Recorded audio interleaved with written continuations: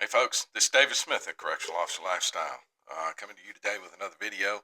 This is day three of Captains and Lieutenants Leadership Academy for the Florida Department of Corrections.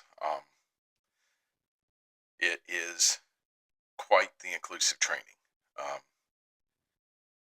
I have learned more this time than I did the last time I came to this training. The last time I could have cared. Honestly, I could have cared less. I thought I had everything figured out, and I was wrong. Several people have given us motivational quotes over the past 3 days, and I want to share some of what I've learned with you guys because it's important. It's important to me. It's important to my career. My career is winding down. My career is almost over, and I'm hoping that I can inspire the next group of captains with what I've been taught in this academy, and I'm hoping that I can inspire them to be better than I am, so that I leave a legacy that isn't a legacy of failure. Um, so we had one of our deputy secretaries over reentry and programs come in, and she was very blunt, very animated, and very dynamic. What she said was she told a story about a captain that had released an inmate that morning, and that evening that inmate was at a school function sitting right beside her. Coincidental, but you have to understand, when these guys get out of prison, they could be coming next to you. They could be living next to you. They could be your neighbor. So what she said at the end of her segment was, how you treat people matters. That ex-inmate, that former inmate, could have been better, could have done something to hurt her. You know, apparently she treated him well when he was in. She treated him with respect while he was in, because he treated her with respect at that function. But how you treat people matters. And that's not just for people in a leadership position. That's for everybody. How you treat people matters. We had another person come up, a Mr. Lanier, and he was over the field training officer program, and he had a couple of nuggets at the end of his time that really stuck with me. One of the things he said is, leadership is not friendship. And I want to go on ahead and expand on that. Say leadership is not friendship, and friendship is not leadership. You have got to be willing to step aside from that friendship and lead. Do I have friends in the department? I like to think so. Some people think I'm boisterous, loud, arrogant, hard to work with. I've had people tell me that I am a toxic leader. I've been working on myself since then, and I think I've come a long way. But I would hope that I do have some friends in the department, and I have to be able to set that friendship aside and do what I need to do to conceivably hold them accountable if something goes awry. So there's that. He also said, it doesn't matter what you do. It matters what happens to people when you do what you do. And that is a big thing. That is a real big thing. I had a former lieutenant tell me one time that he treats people poorly because he can get a better day's work out of them when he treats them bad. agree with that then. I don't agree with it now. I worked with him. I didn't work with him. I worked for him. That's the way he thought about it. I didn't work with him. I worked for him. He wasn't going to do anything to help anybody do anything. But he was one of those that he was one of the best sergeants I worked with. Made lieutenant, lost his mind. So I didn't agree with his methodology then. I don't agree with it now. Of course, they showed us the video. It's on YouTube. It's a commencement speech by Dr. Rick Rigsby, and I've watched it. If I've watched it once, I've watched it 100 times. And he says a couple of things in there that just really, really, really stuck with me. One of the things he said was from Aristotle. Aristotle said, "We are what we repeatedly do." Okay, he expanded on that. We are what we repeatedly do. So excellence should be a habit, not an act. That was big. That was a big one for me. He also quoted Henry Ford. He said his mother used to quote Henry Ford to him. Whether you believe you can or you believe you can't, you're right. Um, and it's little things like this that are really, really sticking with me. Um, our deputy secretary over institutions came in and spoke to us today, and that's the number 3 person in the state. You know, secretary, deputy secretary of institutions, and she came in today, and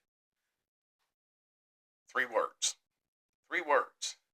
and they mean the absolute world to somebody like me.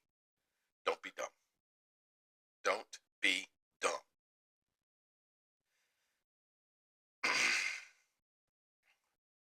Recently lost 2 officers because they were dumb. Not going to go into what they did because the incident is still in litigation. But I lost 2 officers because they did something dumb. So those 3 words mean a lot. Don't be dumb. Don't be dumb. Don't do dumb things. And just don't be dumb. Throughout my career, I have had warden after warden after warden after assistant warden after colonel after major use the words, the right thing. Okay? I had a warden tell me one time, when I first met him, the first day I met him, he says, "I want people to do the right thing for the right reason at the right time." If you do those 3 things, if you do the right thing for the right reason at the right time, you'll never go wrong. I had another warden tell me there's never a wrong time to do the right thing, and there's never a right time to do the wrong thing. And even if you're a Disney fan like I am, the movie Frozen, they have a song called "The Next Right Thing," and that's I'll just do the next right thing. So my leadership motto is to do the right thing for the right reason at the right time because it's the right thing to do. And when you're done with that, do the next right thing. And when you're done with that, do the next right thing, etc. It's pretty simple. Do the right thing. They asked us to pick a leadership quote. My leadership quote is from Dwight D. Eisenhower. And I can't remember the entire quote right off the top of my head. I don't have that kind of memory. But it starts off with unequivocally the most important quality of leadership is integrity. It matters whether you are, I can't remember the first thing, gridiron gang or an iron gang, something to that effect, on a football field, on a team, or in an office. It matters if you're in a prison too. The most important quality of leadership is integrity. You have to have integrity to do the right thing. Now, if you add the rest of the values of the Florida Department of Corrections into that, you have respect. Respect is the only attribute in this that you have to give away to receive. You have to give it away to get it. Respect. You have to give away respect in order to get it. You can't demand respect. You can command respect, but you can't demand respect. And commanding respect starts with giving respect. Okay, I've already talked to you about integrity. There's courage. Courage. Charging into a dangerous situation is something that correctional officers do on the daily. We routinely run towards problems that other people run away from. That's what we do. If you're not willing to do that, if you don't possess that kind of courage, you need to find that kind of courage, because that's your job. Your job is to go where angels fear to tread, to do what needs to be done, and to run towards problems that other people run away from. You guard the public from an evil that they pretend doesn't exist. That takes courage. But when you step up into a leadership role, there's another kind of courage that you got to find. Albus Dumbledore said it best in the very first Harry Potter movie, The Harry Potter and the Sorcerer's Stone. Said it takes a courage to stand up to your enemies, but it takes even more courage to stand up to your friends. That is the kind of courage you need to find to be a leader in the Department of Corrections. Okay. The next one, selfless service. When you are in the Department of Corrections, when you're in corrections, period, there are certain things that we have to give the inmates. Okay, we absolutely have to give the inmates all of their comfort items, all their health items. We have to give them three hots and a cot. We have to give them a roof over their head and clothes on their back. Okay, but there's other things that those inmates need, that we are supposed to provide for them. Access to the legal system, the ability to talk to their family, the ability to communicate with their family. Those things are very important also. And I have seen throughout my career no shortage of people that are willing to sit in that dormitory, look at an inmate that needs something from them, and tell them to go away because they're talking to their buddy on the phone. That is selfish. Okay? Selfless service. You go over there and you see what that inmate needs. If he comes up with something stupid, then you deal with that. But if he's got a legitimate need, you need to go over there and find out what it is. By something stupid, I'll tell you a funny story.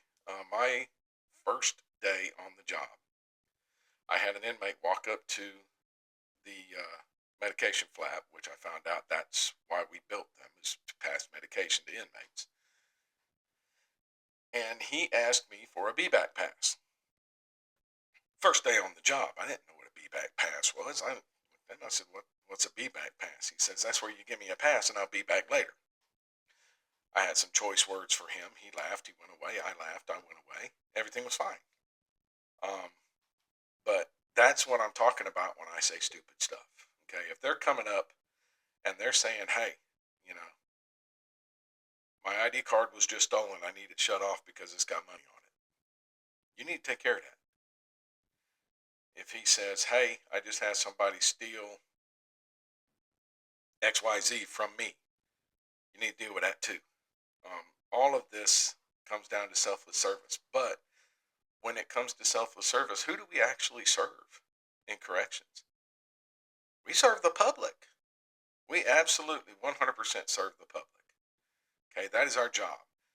We have a mission statement right now, and the mission statement is good. I'm not taking anything away from the mission statement. The mission statement is good. But it is the first mission statement that I have ever had in my 32 years in the Department of Corrections that does not say protect the public in the very first sentence. It still includes it in there. And the whole mission statement surrounds around serving the public and protecting the public. And that's what we do. Okay? I cannot tell you how many birthdays, how many Christmases, how many anniversaries or other special events that I have missed because I went to work.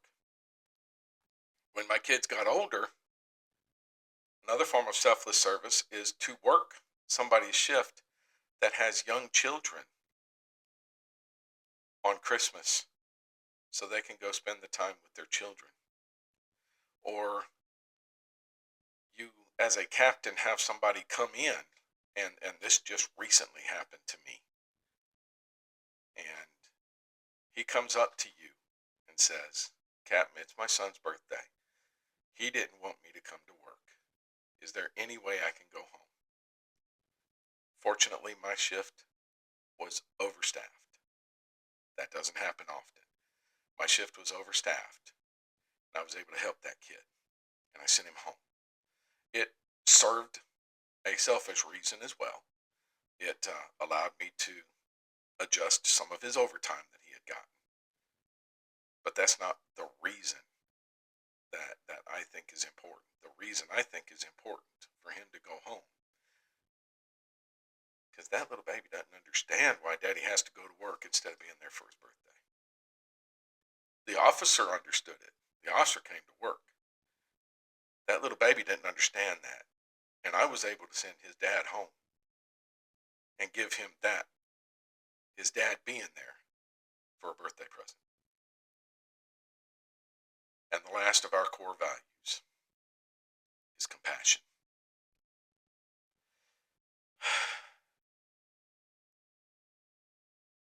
I have, in my tenure in the Department of Corrections leadership section as a captain, there was one year, and it was during we had a real bad time with K2 Spice, and it was taking inmates away from us. It was killing them. It really was. I had several people ask me, well, why do you let it in? I don't let it in. I never once let it in. And if I could figure out how it's coming in, I'd stop it.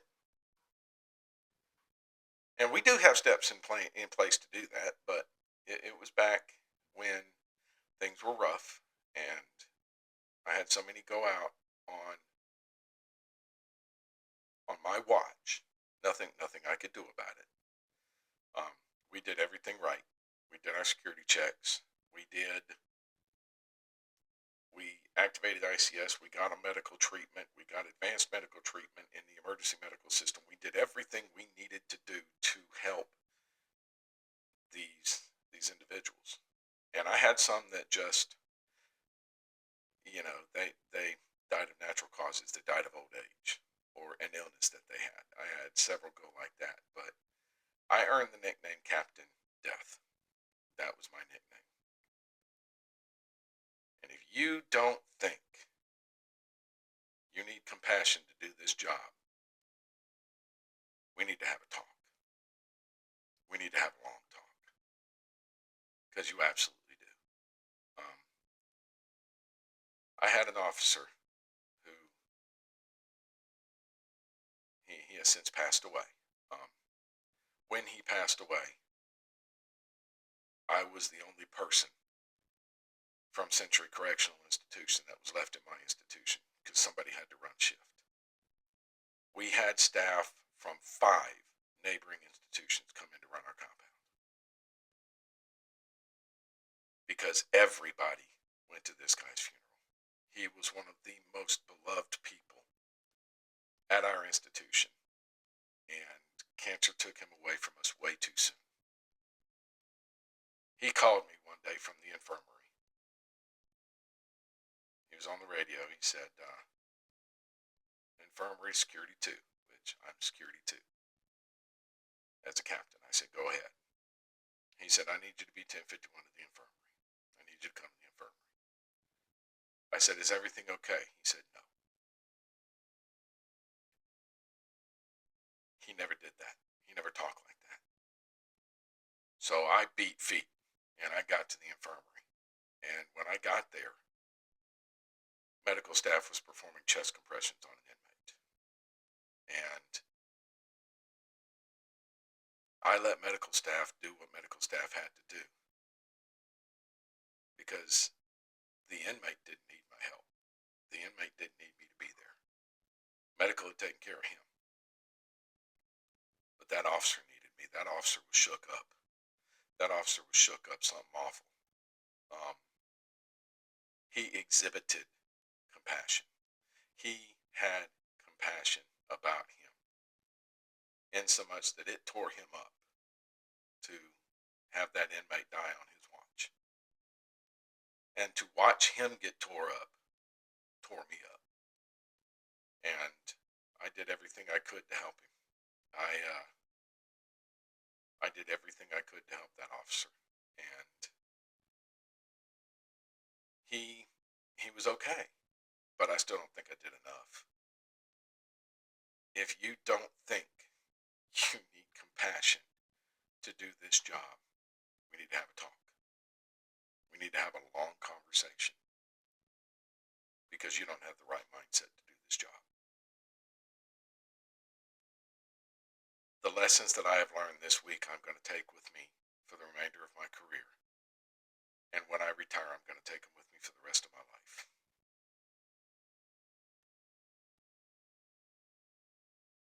If you ever get an opportunity, if you work in the Florida Department of Corrections as a supervisor and you get an opportunity to go to this class, go with an open mind.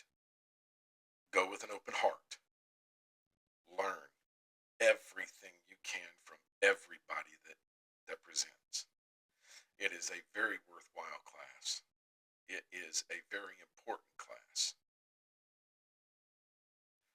And I wish I'd have paid better attention when I went to it the first time. That's all I got for this video, folks. As always, there's no place for domestic violence in this world. 1-800-799-SAFE, 1-800-799-7233. That's the domestic violence hotline. The people at the other end of that phone call have tools, abilities, resources, and are willing to help the victims of domestic violence. If you know the aggressor, say something to somebody. If you are the aggressor, there's help for you too. Admit that you need it and then ask for it. But folks, the department has it right. Respect, integrity, courage, selfless service, and above all, compassion. You gotta have all of that to do this job. That being said, I'll see you guys in the next video. Sorry for the lengthy video, but I had a lot to say today. I'll see you guys in the next video.